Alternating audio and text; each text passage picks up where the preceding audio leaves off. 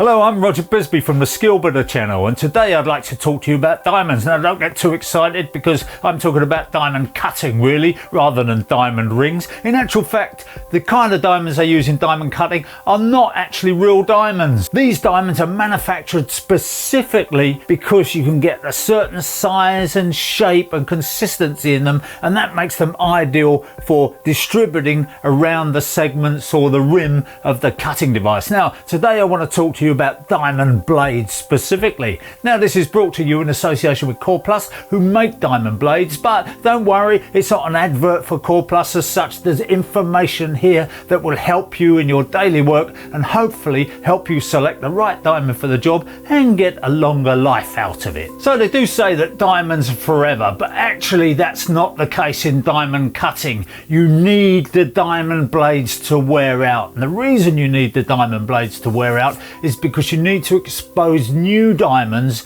to the cutting surface. In other words, if you just let that diamond blade run round until that top layer of diamonds were worn out, then it would be no good to you. So the idea is they embed the diamonds in, and it has to wear out according to the material you're cutting. Now this is very, very important. We've got to remember one important principle here: hard for soft and soft for hard.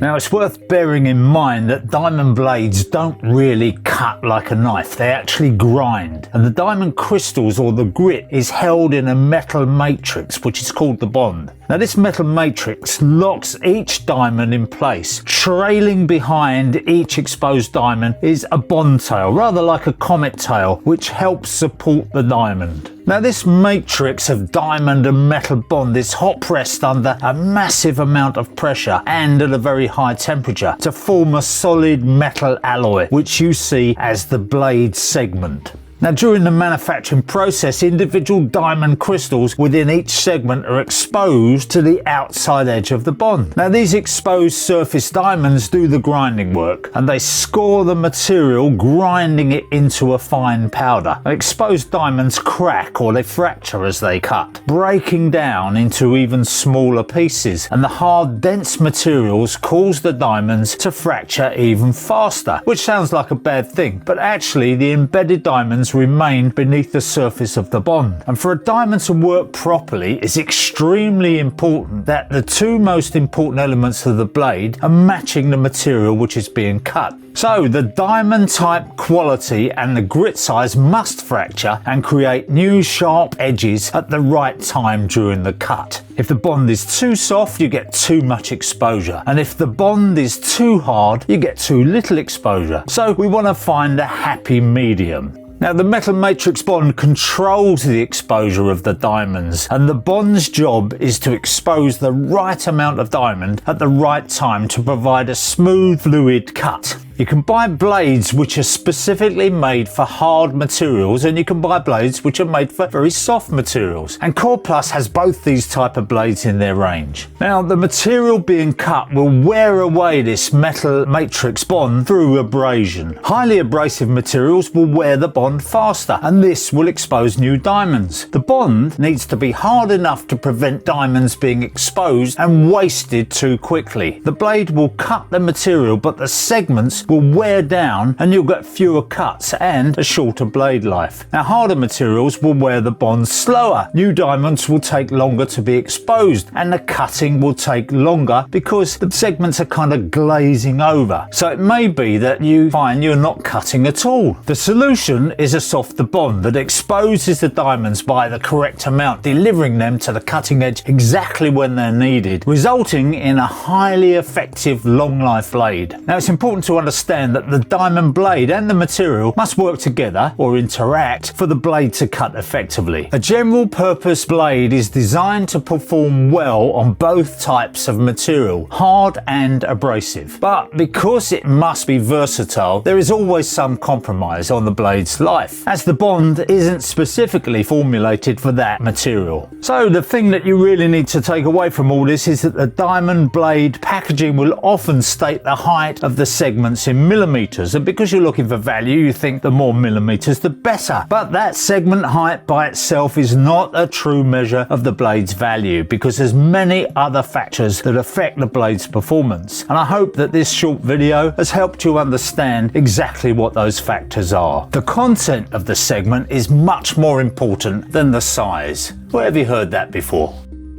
We try and find the right blade for the right material. And if you look at the CorePlus range, you'll see that on the back here, all the different materials that you can cut with the blade. And it also tells you that this is a general purpose blade. What does it actually mean? Well, it kind of suggests that what I've just told you is a load of nonsense. But what we're looking for here is a compromise. We're looking for something that will do the job for most common materials. And if you are cutting through a very hard material with that blade and it starts to glaze over, and you find that if you run your thumbnail across the edge of the diamond blade with the saw turned off, obviously, that you can't actually feel any tiny little bits of diamond there, that means the blade is glazed over. And what you then need to do is run that blade through some abrasive material, something like a soft concrete block or a brick or something like that, which will wear down to a certain extent and expose new diamonds. And then you'll find that you can cut through with it perfectly well. Now, I've seen people chuck diamond blades away, perfectly good diamond blades with lots of segment life left on them, just because they've stopped cutting, and they chuck them in a skip and they say this is a load of rubbish. In actual fact, you can fish it out the skip, dress it down, and you've got a diamond blade which is as good as new. Now, the next thing you need to know is whether you're going to be cutting wet or dry. Now, I would say that in every circumstance, if you can cut wet, you are better off. But there are limitations to cutting wet. But obviously, if you're in a customer's kitchen, you don't want to be flooding the place out. So you would cut dry in that situation. But if you can, if you're outside and you're using a petrol cut-off saw and you can get a water bottle onto it, or you can get a hose pipe onto it, you don't need a huge amount of water. Just a little bit of water dripping down there over the blade will keep the blade cool, and more importantly, it will suppress the dust so that it's not a health hazard to you and all the people around you, but also it'll mean that it removes the dust a lot more effectively. And if you remove the dust, the cut is a lot faster.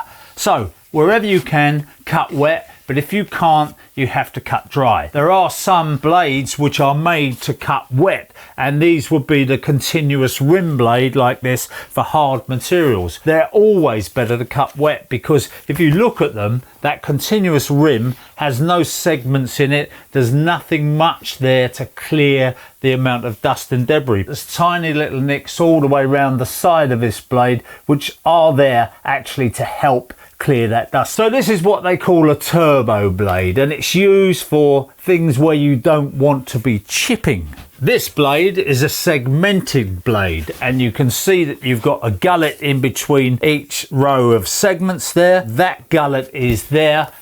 One thing to reduce the stress on the actual core, but the other thing is that it allows a little bit of expansion and contraction if the blade gets hot, but also it clears the dust. Its most important function is in clearing the dust. It's a bit more expensive than the CorePlus standard range, but it does give you more bang for buck. In other words, when you start measuring the number of cuts that you get out of it, you do actually get more. So it's not always a good idea to go too cheap. Another reason that it's not always a good idea to go too cheap is because these segments have to be joined to this core, and the way that they're joined is very, very important indeed. Now, you can just braze them on, and if you've had blades for some time like I have, you will have suffered a segment loss at some time. Now, hopefully that hasn't happened when the blade's been spinning round and it's flown out and injured somebody. That doesn't happen that often, but it does happen. But generally, it's when you put the saw down and you just